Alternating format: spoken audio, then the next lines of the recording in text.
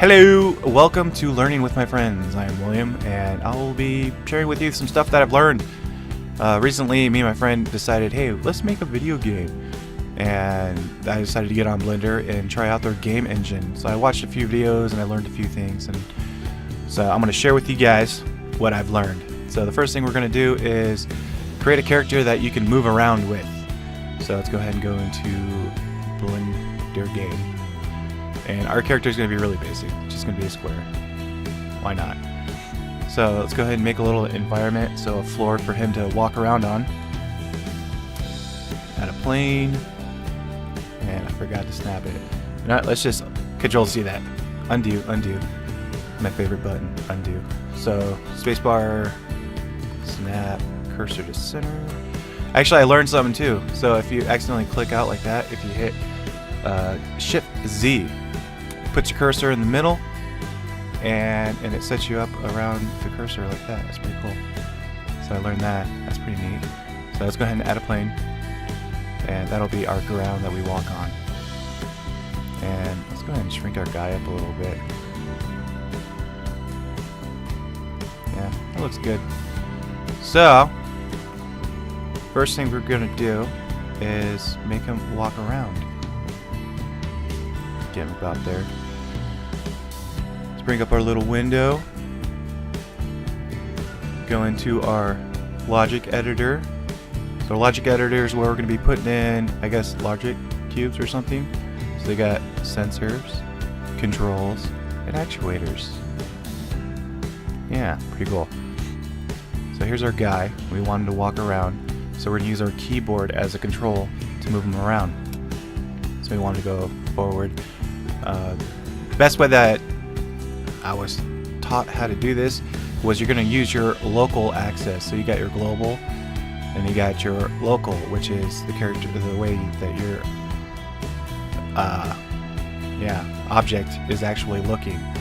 So if we want him to move forward, we're going to add a sensor, keyboard. And you can't really see that, so it's going to pull that out. Keyboard, and that's the name of your sensor. And the key that we're going to use is W for going forward. Rename that W. And so the actuator that we want to do with this is a motion. So also another thing to do is to take the character, go into the, what is this, physics? Yeah, physics.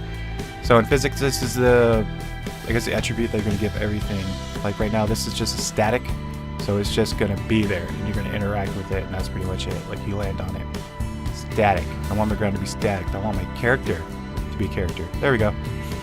So if you hit P for play, boom. Our character is now moving around. He's no longer static.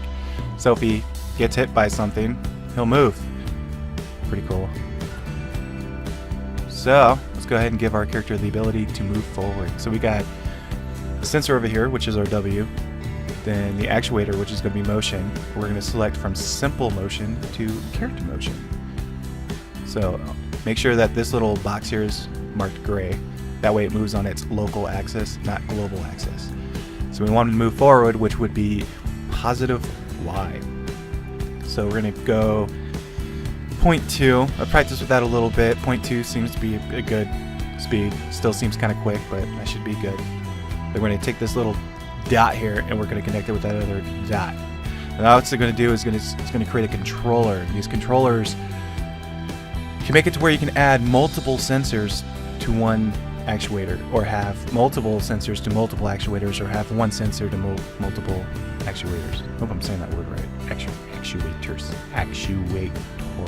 Anyways, right now it's just going to be the one. So it's W. We're going to go forward, 0.2. So let's go ahead and hit P. W. We moved. That's awesome. Okay, so that's done.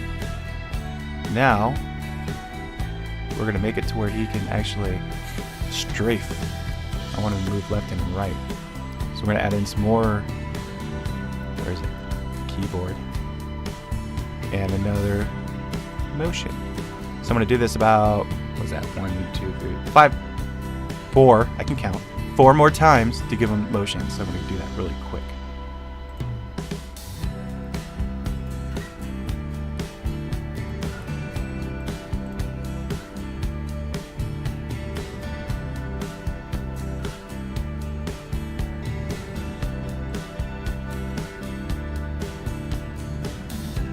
Okay, so I think that pretty much does it. So we got WASD for my motions. Those are the ones I choose. You can either use your arrows or whatever buttons that you want to make it. You can make it unique, I guess, if you want.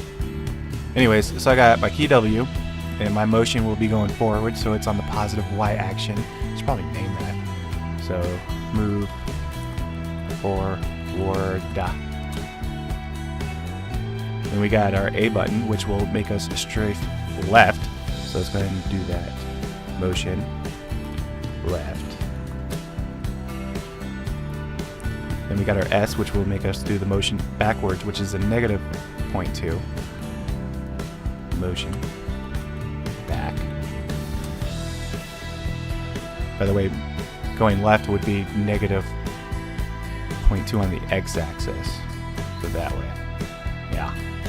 Then we got the D, which will make us turn right. Motion right. And that is on the positive x-axis. So if I got all this stuff right, hopefully it works. Let's go ahead and check it out. So W works. S A D. So it works. There we go.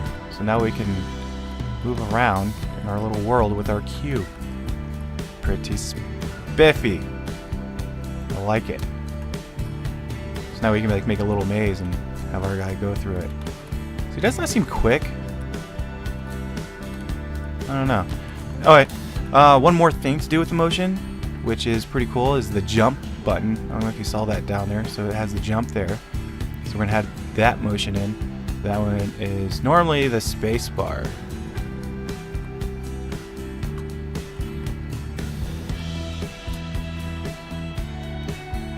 Going to add in another motion. Be a character motion. Click on the little jump. We put the two together. So now we can jump. And also you can adjust the amount of jump by going over to your physics panel with the character and force jump. I think it makes it bigger. Yeah. Let's go ahead and try 50. Should be like jumping way up. Oh my god. Okay. Is he dead? Oh, there he is. Okay. He's probably dead now. So yeah, force jump helps him jump higher. That's pretty neat. Oh, you got max jumps too. So let's go ahead and make that like 5. Let's do max jumps of like 5. So then you can like do multiple jumps at once, kind of like Super Mario Brothers. Hey, that's awesome. Okay. So there you go, your basic motions for creating in Blender games is, I guess, this stuff you want to do. Next time we're going to talk about what I learned how to make it kind of like a first-person point of view when you're playing a game. It's going to be awesome. Thanks for watching. Like and subscribe to see more, and whenever I learn something else out, I'll let you guys know. And if you guys have any knowledge you can give me about this kind of stuff, maybe I can do it easier or different ways, let me know. Hit me up in the comments. It'd be awesome. Alright, thanks for watching. Bye.